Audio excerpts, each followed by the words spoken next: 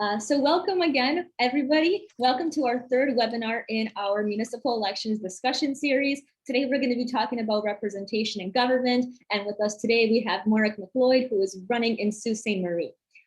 Before we begin our discussion, I would like to do a land acknowledgement. ProudPolitics is based out of Toronto, and I am running this webinar out of Toronto. And Toronto is in the Dish with One Spoon territory. The Dish with One Spoon is a treaty between the Anishinaabe, the Mississaugas, and the Haudenosaunee that bound them to share territory and protect the land. Everybody else has been invited into this treaty in the spirit of peace, friendship, and respect. And these are important values that we hope to uphold at ProudPolitics as well. It is so important for us to recognize our history with our Indigenous peoples, and for all of us, government, citizens, everybody, to make efforts towards truth and reconciliation going forward. The main reason for this is because the impacts of colonization, as well as residential schools in Canada, are still felt by many today, and the importance of proper reconciliation cannot be overstated.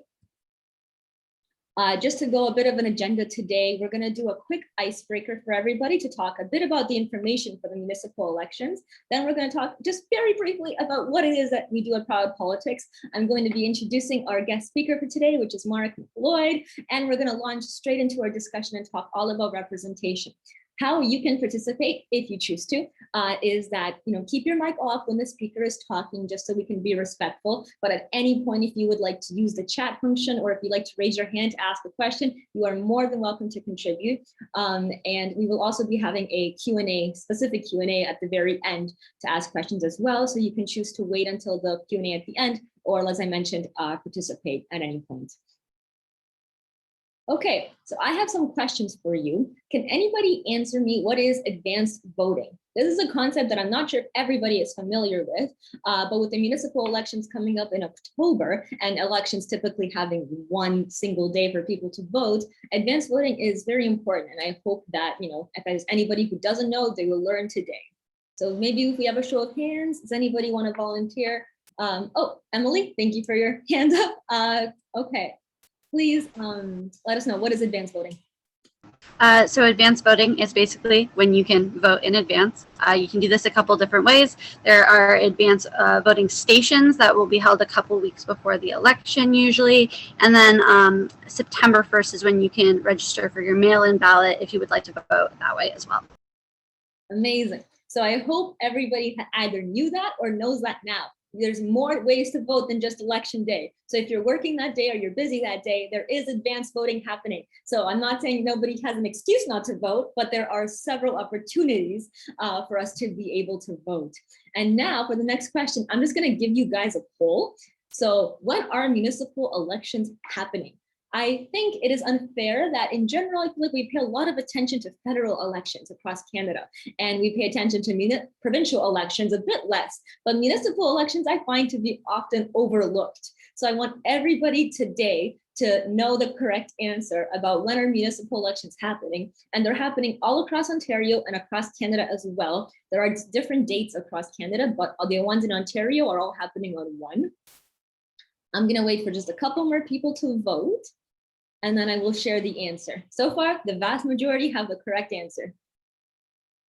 And even the single wrong answer is still good, because when you learn what the correct answer is, it'll stay in your mind. Okay, so like 5 more seconds. Okay, I'm gonna be ending the poll and sharing the results with you. So 7 of you guessed correctly. It is October 24th. October 24th is when we're going to go out and vote in municipal elections, not October 14th, not September 24th. So October 24th, if you are able to dedicate some time period, go on your local elections website, find out where you need to go to vote, find out who the candidates are in your riding, and make it a fun trip.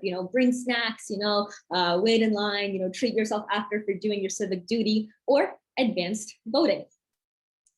The next question I have with you is, who are we voting for?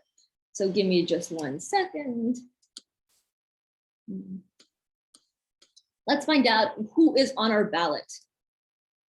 So you should see the poll in front of you right now. We know that, when we are in federal elections, we're voting for our prime minister. And for those in our riding, our local members of parliament. For provincial politics, we're voting for a member of provincial parliament. as well as for a premier. But who are we voting for? Who's going to be on this ballot on these elections? Wow, 100% correct answers. Maybe I should stop it now before we get a wrong one.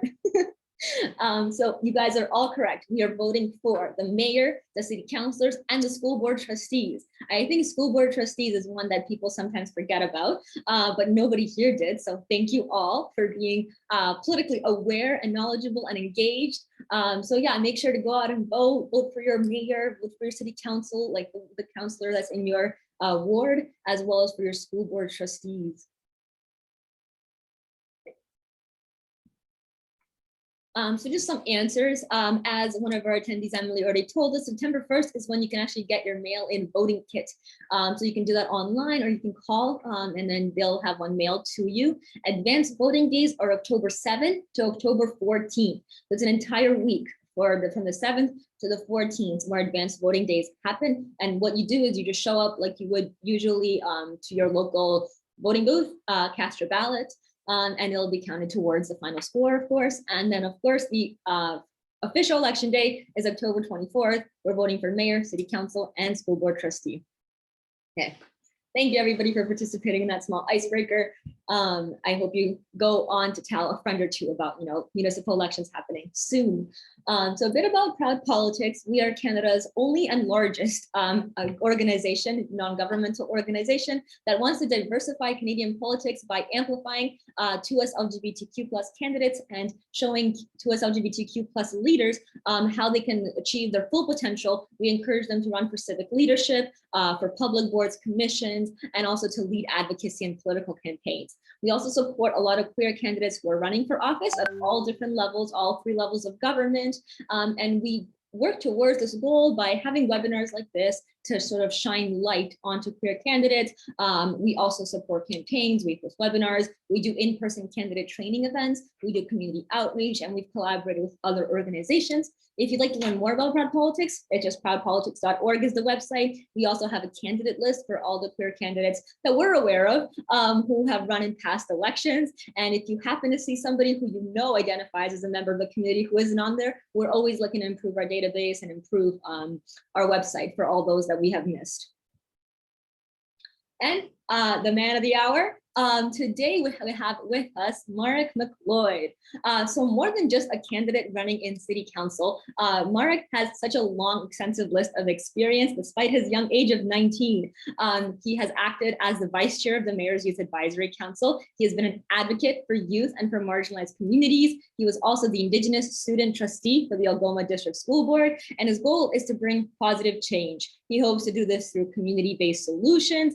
And the most interesting thing, which I think is so inspirational and so amazing, is that if he wins in his riding in this upcoming election, Marek will make history as the first openly gay city councillor, the first Indigenous city councillor, and the youngest city councillor in Sault Ste. Marie.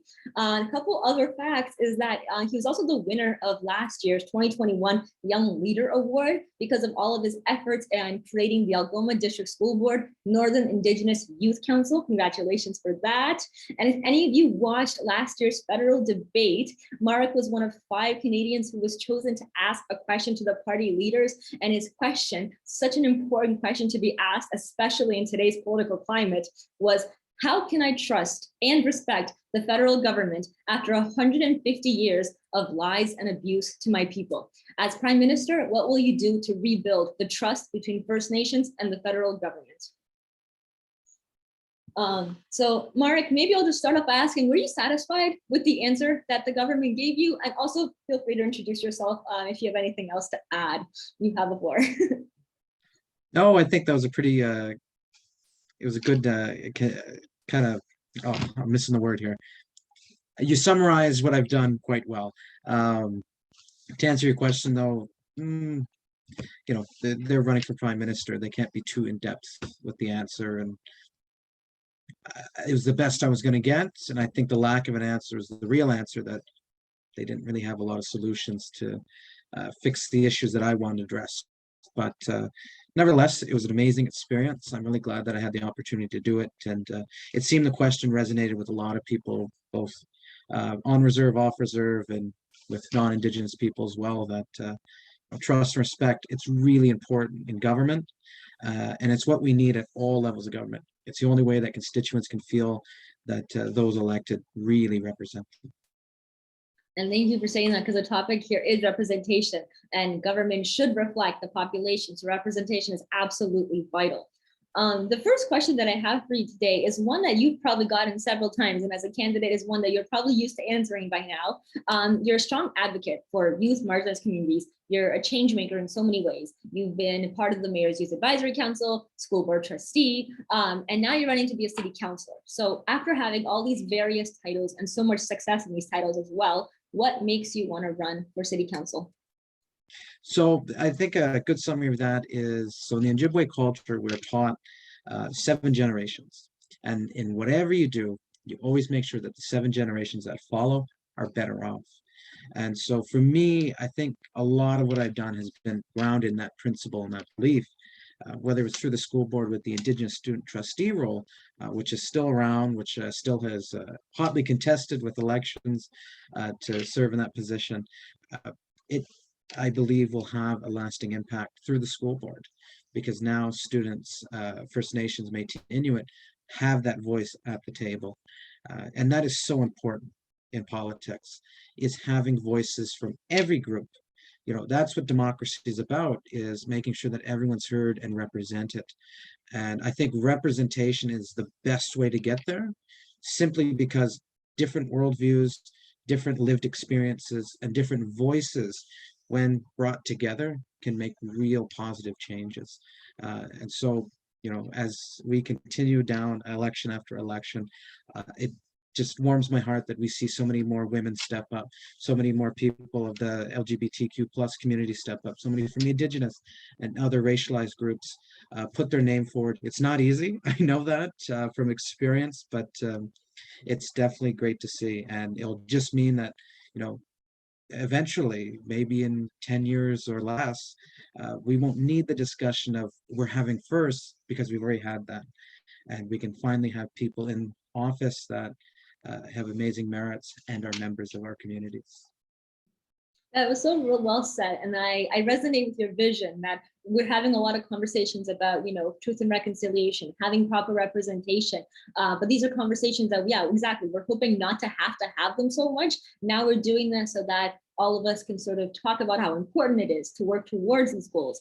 And when we achieve them, you know, then that will just be the norm. That will be what we're used to. We won't have to strive to change for the better, because we'll have already achieved greatness in a way. Exactly. So another thing I'm really curious about, so as we already talked about, you're young, which is a wonderful asset, and you also have a bit of pressure on you being somebody who would make history if elected, being the first Indigenous, the youngest, and the first gay city councillor in Sault Ste. Marie. Does this pressure sort of get to you sometimes? Is it something that motivates you, or is it something that, you know, is just extra pressure that causes extra stress? Could you talk about being in this position where, you know, you're set to make history and how it feels throughout your campaign? I think, well, I wouldn't say it's pressure, but it definitely is. I do feel like I have a lot of eyes on me, right? That, yeah, if I get in, like that's, it's history, right? But I feel that it's more of a motivator for my supporters, right? A lot of people support me just based on, you know, you read my resume, and a lot of people are impressed by it. And so then add on the fact that I would make history if elected, it really drives people to go, well, this guy needs to get in now, right? We need to vote for him, because it just pushes the needle in terms of progress so far. Having that Indigenous voice, having that gay voice, and having that young person voice is so critical, especially where my city is right now. Our population is on the decline. And we know in big cities like Toronto, a lot of people go there because they feel like they're represented. There's communities for every ethnicity, for, you know, every for everyone, right? There's a huge LGBTQ population there, and they feel welcome. They feel like they're at home. And so in this election, that's very critical for me, because if I can get my voice there, I can bring the voices of other people to the table and have, you know, it'll be my voice there, but it'll be their words. And that's what's so important. And it drives me every single day. Oh, that's amazing to hear. And regardless of the outcome of the election, just having all these eyes on you carrying these identities, like even if the glass ceiling for that isn't necessarily broken, others have seen themselves run. They've seen a young Indigenous gay man run for city council, and that would inspire others who would have been maybe too nervous to run. Maybe they would have seen their identity as like an obstacle or would have made them nervous, but they see, no, Marek is doing it and he gets a lot of support. So you're already inspiring so many regardless of the outcome of the election. Thank you so much for your response. So I do have a question actually now for the audience. So for those of you who don't know, Marek is running in Sault Ste. Marie, which is a small town, a small city in Northern Ontario. So I actually have a question for the audience. Okay, you should see it now. Have you been to Sault Ste. Marie? Oh, I hope so. It's on the Trans-Canada Highway. So if you go out west towards Manitoba from Toronto, you have to go through the Sault. What is there to see in Sault Ste. Marie for those who are answering no? To see, we have lovely nature. I'd say probably in the province, in terms of a city, we have the best because we're surrounded by 2 reserves and we're near, I think, 2 or 3 provincial and federal parks. So there's a lot of protected lands and just gorgeous, gorgeous. Particularly right now in the fall, now that the leaves change. Oh, we have people that come from all over the world just to see the leaf change here. So if you get the chance, yeah, try to come up here. That's amazing. I'm actually going to share the results with you all. So actually the majority has been to Sault Ste. Marie. That's good. About halfway. That's great. For the 4 of you who answered no, 5 would be myself too. I have not been. Let's go see this beautiful scenery that Marek is telling us about. It's on the highway. Like, let's go explore a bit of Northern Ontario. So that's wonderful. Thank you so much for telling us a bit about Sault Ste. Marie. Oh, so there is an audience member who does know that I do have a maple leaf tattoo. So I absolutely should check out the fall colors in Sault Ste. Marie and explore more of the country that I love so much, Canada. And Emily and also. Emily said that her partner's from the Sault. I get a lot of that. There's a ton of people. Either we bring spouses or, we're exporting spouses. So I'd say it's our #1 industry. It's the exporting of spouses for people. Oh, that's so funny. So my next question actually is about Sault Ste. Marie. So you're running in Sault Ste. Marie, Ward 4. And I'm just wondering, as a city councillor, what is it, or a candidate for city council, what changes are you looking to make in your ward, in Sault Ste. Marie City Council, or in your ward specifically, that you'll have the power to do? Well, the big thing is, so back in 2017, previous to that, we had publicly run daycares in the Sault. But we ended up closing them down because they weren't really profitable. But in between that period, we've seen a big decline in families. Young families are moving just because, well, I'm sure childcare is a big issue, right? Between maternity leave to schooling, there's about 2 to 3 year gap. And the way families are today, both parents work. So if you want to survive as parents, if you want to survive as families, you have to work. So we now know that the federal and provincial governments have the $10 a day childcare program. I think it'd be smart if we brought that back and just expanding on different policies like that to support young people, to support young families and newcomers in particular, to settle here in Northern Ontario. The cost of living's lower. It's a beautiful community and it's very welcoming. I think that a lot of people can see the city as their home, but as council, we really got to push that, right? We need to give people incentive. And so that's what I hope to do as city council.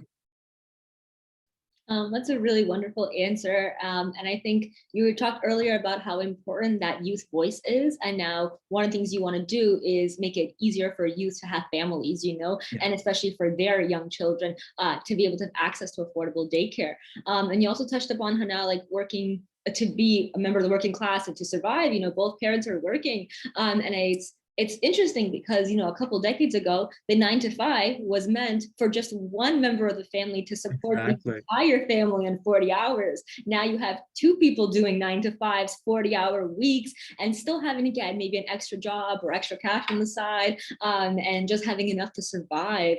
So it just goes to show that our priorities are not the same as it was before. Everything is getting more expensive. Wages are not matching it. Life is getting harder. And it's about time that government policies started helping Canadians, be able to deal with, rising prices, stagnant wages, to be able to have a family, to be able to afford to do more than just survive, but to really live a fulfilling life. So thank you for having your priorities straight. Just to switch the topic a little bit, I am wondering, a bit of a personal question if you don't mind, but like as a young candidate, a gay candidate, Indigenous candidate, how do you feel all those identities have impacted your campaign? Is it something that you find yourself like talking about constantly to make sure your voters are aware of it? Or how has it impacted like your campaign and your vision for the future of Canadian politics? You know what? I think, and quite interestingly enough, what I find surprising, it's the age that has the more negative aspect. I'm really proud of the fact that this community has grown so much that me being gay, me being Indigenous, it isn't an issue. People don't look at that as a negative or really anything to say negatively about, no bad remarks. It's particularly the age. But I think just the way I hold myself, the way I speak, the things I've done, I get a lot of people. I'll share a funny story. So I met with one of the other candidates who happens to be 32. He's graduated from university over in Ukraine. And I met with him. And when I shook hands and was like, nice to meet you, he asked me, did we go to high school together? And I had to look at him and go, well, you're 32, I'm 19. Even if even if you did an extra year and I was in intermediate, right, the 7 to 8, we still wouldn't be in the same cohort. So maybe it's the way I dress, maybe it's the way I talk, but people feeling a little older. And so thankfully, me being, the youngest candidate, me being gay, me being Indigenous, it's, I think, had a more positive effect. People like the fact that we finally have a candidate from even just one identity, let alone all three, running for office. People are really happy to see that because we haven't had that in the Sault. And I'm sure we're getting a lot of that across the province and across the country. Yeah, I do find that sometimes, being a young person, people may think, oh, you don't have enough life experience. But like when you think about it, what really is life experience? Like you have the experience of your entire life, and you cannot compare life experience to somebody else's life experience. Somebody who has 40 years or 20 years of life experience, it's all different experience. And youth are trusted with all kinds of jobs, like restaurants, for example. Many youth work in restaurants as servers in the kitchen. People are eating food. Youth are mature enough and you trust to consume that food, but you don't trust them to sort of run for office and, represent your voice at the table. And I also want to add that politics is not a job that you need to train, for example, like a medical doctor or, the formulas like an accountant. Politics is exactly about amplifying those voices and finding those solutions for how you can make life better for marginalized communities, how to solve problem solving. And who's better at problem solving than youth who have just gone through 12 years of school to graduate, plus post-secondary, answering problems all the time, learning, Exactly. researching, completing assignments. As a student myself, it's if the job is research, if the job is communication and problem solving, I feel equipped as a student to be able to, work towards that. So yeah, I just find it really ironic, even just, being a youth in no way undermines anybody's ability to run for office. I would say it actually amplifies it, and it is a huge asset, especially being a voice that is so underrepresented in politics and governments around the world, not just here in Canada. So yeah, thank you so much for sharing that. Representation in politics is so important. And I think everybody here can agree. We're all here today to talk about representation. So I'm gonna just maybe assume that all of us want, more representation, more diverse representation of politics.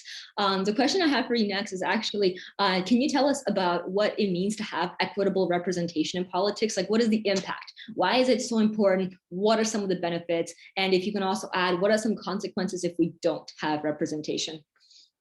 It's really important that we have equitable representation because newcomers, particularly, immigrants coming to this country, have completely different lived experiences from you know, someone like my family that's been 3, 4, 5 generations in this city, right? So what we've experienced, what we've gone through, completely different from, say, a newcomer. If we look at class, for instance, right, those in an upper middle class, completely different from lower working class. And so it's important that we have those different identities, we have those different groups represented and at positions of power, so that they can bring their input, they can bring their lived experiences and you know, what they know, because it is different. And when you have different viewpoints, when you have these differences that can come together, collaborate, and work as one, we see a lot better, you know, outcome of services, of policy, of everything that goes with government. A huge consequence of that is when one group's there and they try to, you know, make decisions for everyone else, it's not always going to work. You know, I think one of the greatest things that's happened over the 20th century is women getting into politics, because fundamentally, right, men do not understand the challenges that many women face in the workplace, in the home, or in community broadly. So it's great that we've had that inclusion. And so I think in the 21st century, the big thing is going to be now is, and ProudPolitics is great in pushing this, is getting more LGBTQ plus candidates elected, getting more racialized candidates elected. And I think as we continue to grow on those populations and at least make elected councils or legislatures proportional to the population, I think that we'll see a better outcome of services and representation, which ultimately improves our communities. Absolutely.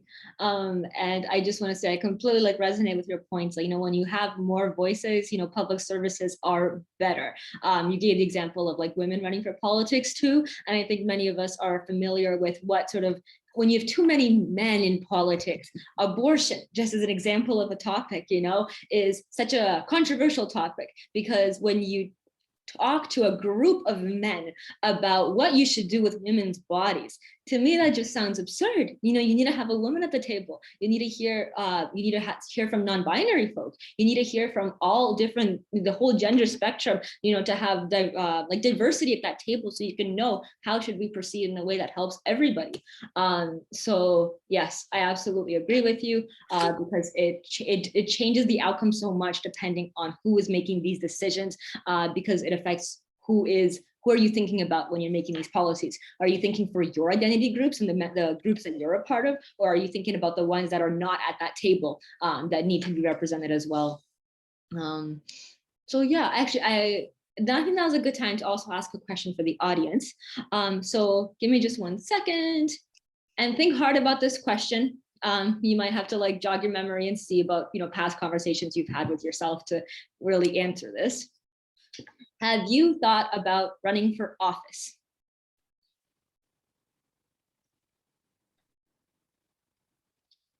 Okay, I'm just going to give you about a minute to answer this.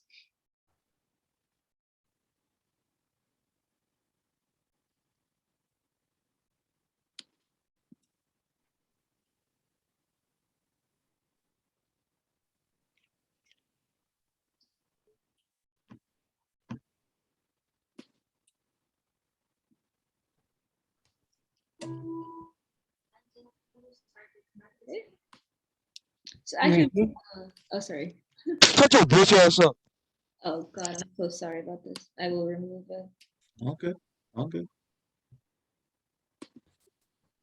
My first heckler. Wow. Okay, so I will be sharing the results with you now.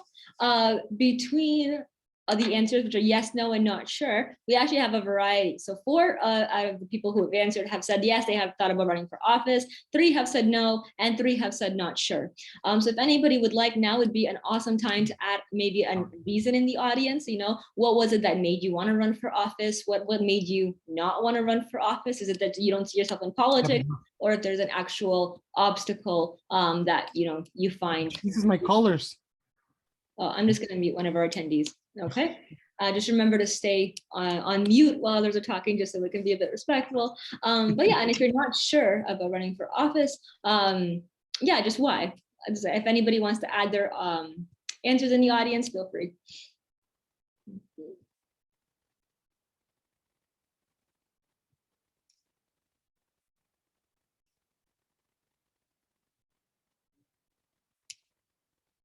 Also, just gonna make sure everybody's muted.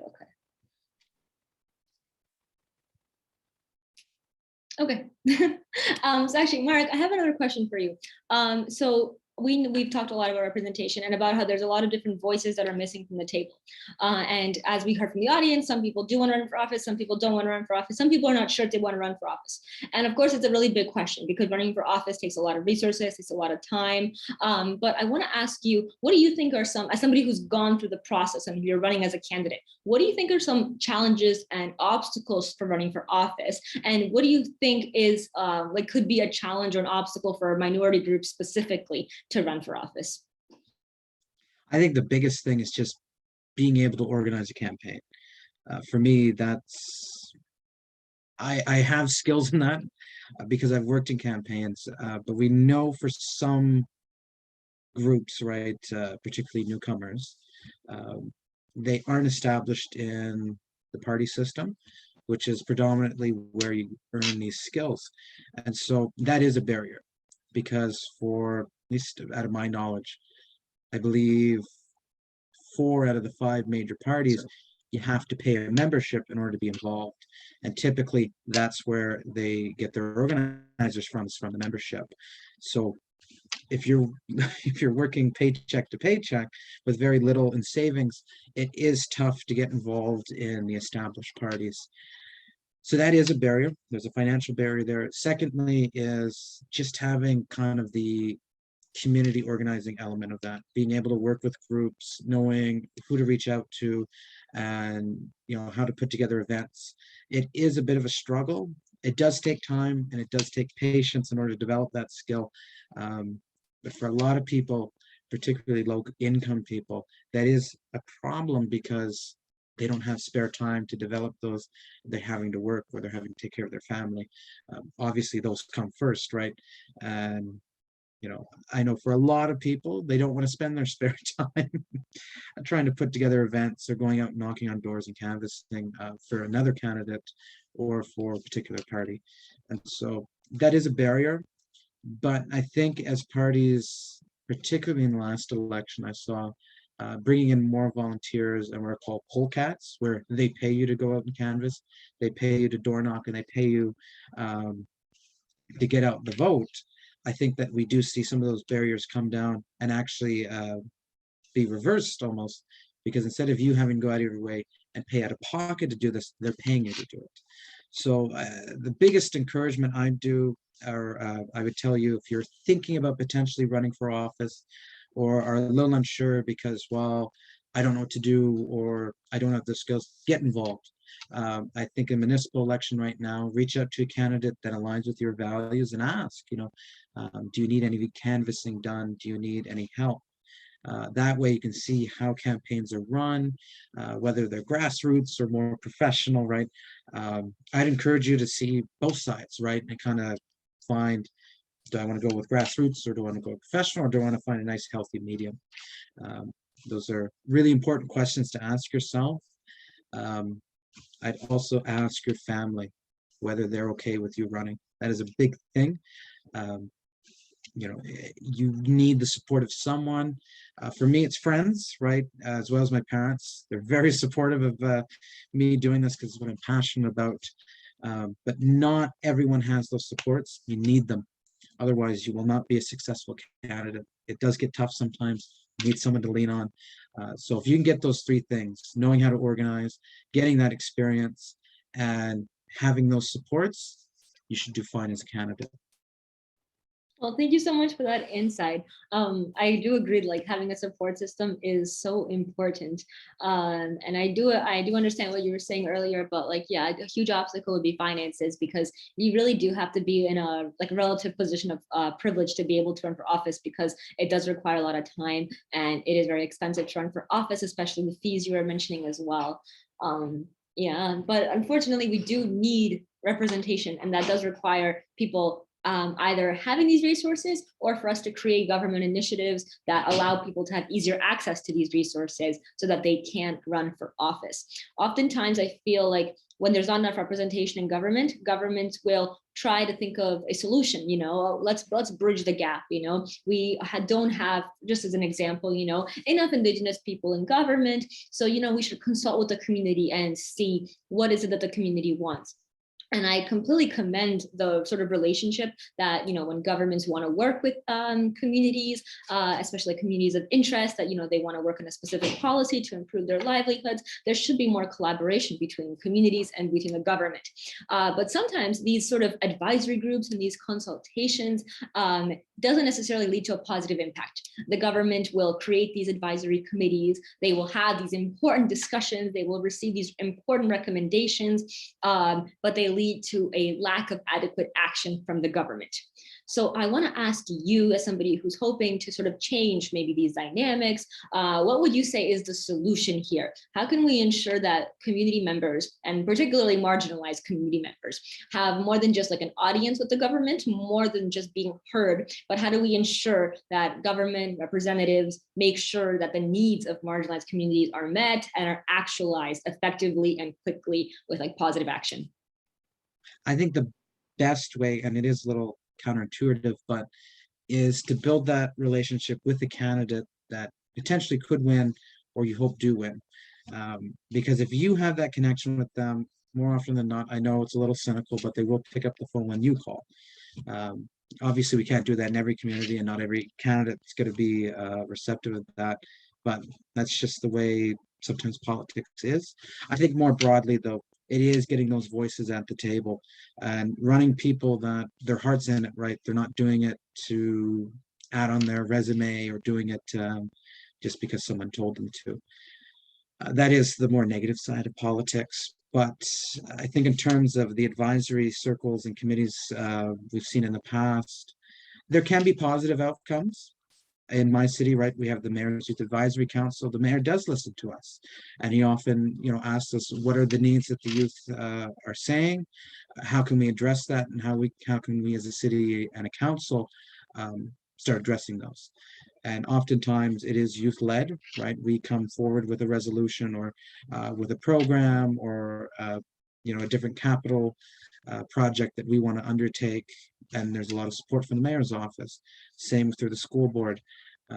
So I think it's using these programs less as tokenization, right? As well, we have a women's circle, we talk to them, okay, that's it, job's done. If they come forward with recommendations, actually looking through them and saying, well, first of all, what are the things we can get done immediately? And then secondly, what are the things we need to work towards?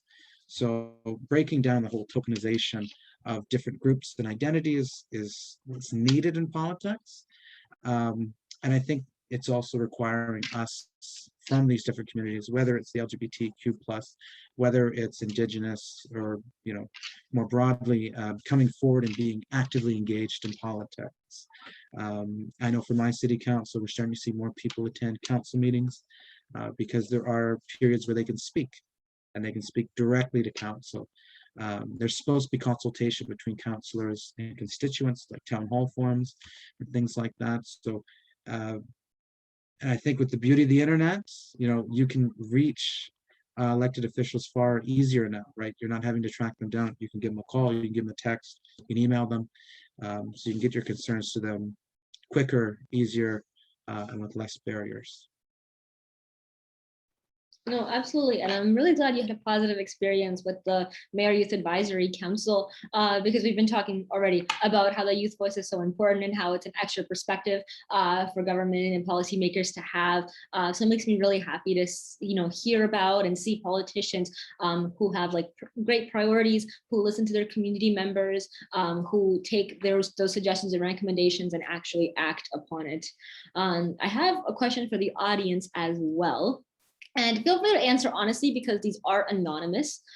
So give me 1 second just to ask you, have you participated in a political event this year or become involved in politics this year. This can include, for example, a fundraiser or working on a campaign, even voting. We had a provincial election earlier in Ontario, also like participating in a debate, going to a political event, just any kind of sort of way for you to become politically engaged. Have you done that this year? So I'll give you guys about 10, 15 more seconds to answer. And like I mentioned, it's all anonymous, so feel free to answer honestly. Actually, I am just realizing that we're all at a political event right now. So technically all the answers should be yes. But I do see that there was an honest answer that also said no. But I guess that is technically yes, because you are present here. But yeah, just to share the results. 7 of you have said yes, and 1 of you has said no, although technically a yes. So I guess this is a bit of a tricky question. Thank you all for being politically engaged and coming with us today to talk a bit about municipal elections and representation. And yeah, I encourage you all to participate more in political events. Overall, for those who are in Ontario, maybe you have heard, maybe you haven't heard, but this past Ontario election in June, it was the lowest voter turnout in the history of the province. Can you believe that? And the age group that voted the least was youth, was those who are 18 to 24, 25 years of age, the least voting. So that's a bit, shocking, I would say, because a lot of us youth, we want to see positive change, and we do have youth running for office. But there are some kind of obstacles that are maybe not so much obstacles, but there are some mindsets that are preventing youth from wanting to get involved in politics. And so, Marek, you've already had ample experience, being a youth, being part of the Youth Advisory Council, and also being the Indigenous Student Trustee. Do you think there's any initiatives that you can think of about how we can make an impact in increasing political engagement among youth, among queer youth, among all kinds of youth? How do we get them to want to care about politics and not see their vote as just a number that won't make a difference in the election, so I'll just choose not to vote? Well, I would say shaming, but that doesn't work. We know it doesn't, right? Because you need to vote. Because if it did work, well, we'd have 90% voting, right? But no, I think the big thing is on candidates, on parties, on groups, to really give young people a reason. Honestly, I feel like in this election it was very lackluster. We only had 1 debate, and there wasn't anything hot button, right? Where I think other than the highway, where for me, it didn't affect me. I don't live in Southern Ontario. I don't have a 2-hour commute to work. I'm looking at maybe 10 minutes, right? So it was more local issues. It was more regional issues. There wasn't anything provincially where we need to tackle this. It needs to get done. So parties need to have policies. They need to have bold visions, and particularly municipal election candidates need to speak to young people, not as a way just to get votes, but to actually drive them out and be engaged and positive about voting, right? To want to be engaged in the political election and in city council. And we know for municipal elections, it is far lower than federal and provincial. But I think with new people running, with young blood, particularly younger candidates and people from different identities, it will drive up votes. And so I'm hoping here municipally we will have a higher turnout than we did in the provincial, considering there's only 40%. Typically it's around 40% in Sault Ste. Marie too, but we'll see.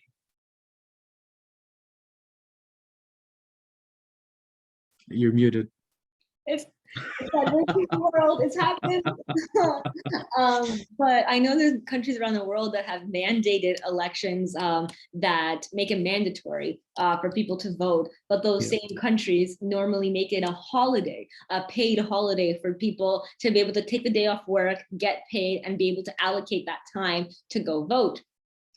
So I don't know exactly how that would work in Canada, but something has to be done. Like these low voter turnout rates, when you have 40% of the population, eligible voters, vote, that means that whoever gets elected did not get a majority by any means. They just Yes. got a majority of the minority of Ontario, for example. So Exactly. that is such a big obstacle towards representation, because you can't have representation at all, like proper representation, if the people aren't voting. So then only it's almost as if just a portion of a region is allowed to, create the government, and the rest just stay silent. The best way to impact politics is to do your civic duty and to vote. If you're happy with how your local politician is doing, re-elect them. If you're not, vote them out. That is a huge power that we have, and we need to take advantage of that by being aware of, our political surroundings and what is happening in our local riding. Then we can, change the outcome for next time, if we're unhappy and if we're happy. So yeah, I like that politicians do not have a lot of job security, because if you're answering to the citizen should choose how long, your salary lasts, essentially. The people are the boss. That's the old saying. Absolutely. Very much so. As it should be. And for those of you that don't know, the word democracy actually comes from the word demos in Latin, and demos means the people.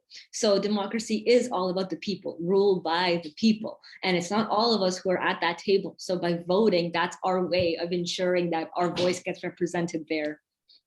My final question to you for tonight, before we see if the audience has any questions, from our discussion, or to you specifically, Marek, is as a candidate who's running now, and especially as a young candidate, and you're experiencing, we're almost at the election, so you've essentially experienced the campaign, the ups and the downs. What advice would you give to somebody who's thinking about running for office? If they're nervous, whether it be about their identity or about resources, about funds, different kinds of things, what advice would you give them that maybe you would give yourself, before you had run? I think the big question to a general candidate isn't so much about the election, it's the role you're running for. Do you think that you'll be a good city councillor? I think that in the past, we've definitely seen people run where they're a good person, but they would not do well in the job. So if you're thinking about running for city council, running for mayor, regional chair, MPP, MP, whatever, ask yourself, will you be good in that role?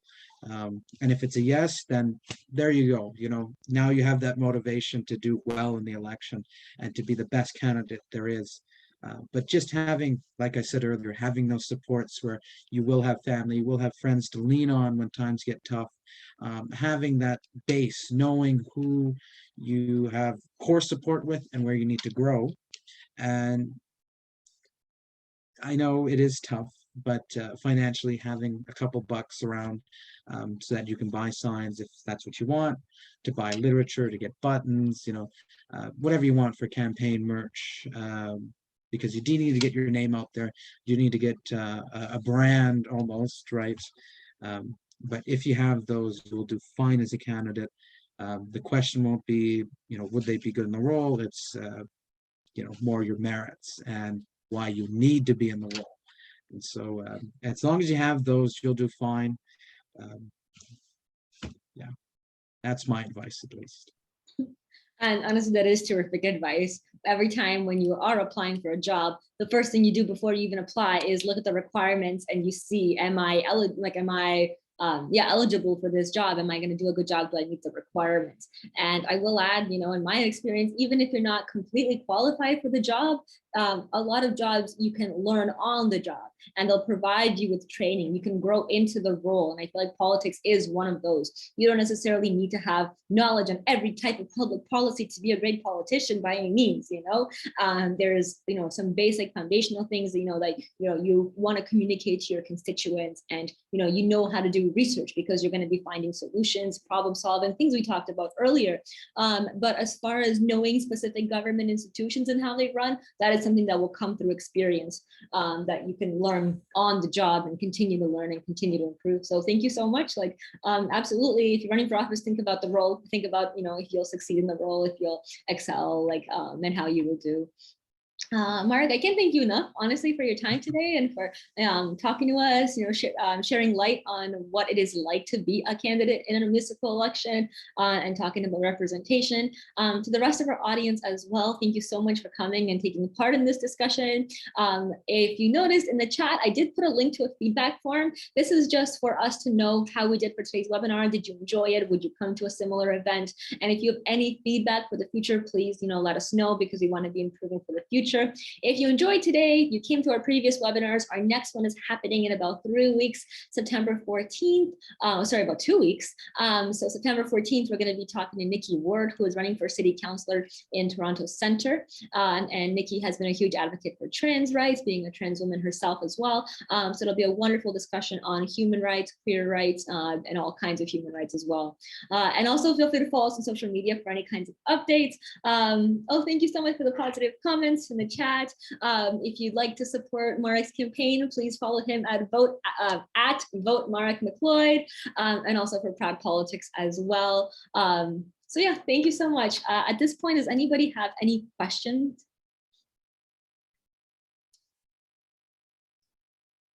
No worries, feel free to think about it for a bit. Marek, is there anything you wanted to share now that we're sort of wrapping up and seeing if the audience has questions?